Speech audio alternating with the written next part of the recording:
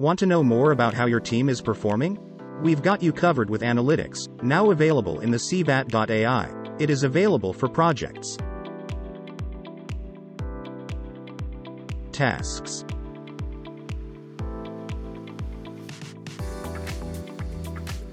and jobs. Now let's see how it works.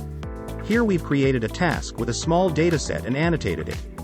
Let's give it some time for the analytics to accumulate data. Now let's open the analytics and go to the Performance tab. On the top, you will see the project, task, or job number and when it was last updated. The report reflects the task status at the moment of the last update and whenever the task was changed or updated accordingly. Right below you can see the objects graph, which shows the number of annotated, deleted, and updated objects by date.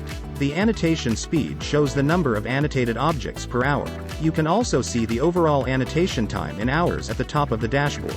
And right below it the total number of objects being annotated. The final metric total annotation speed is calculated based on the annotation time and object count. This is all for today, but we are going to add new and exciting features to CVAT Analytics soon. Like, subscribe, share, and stay tuned.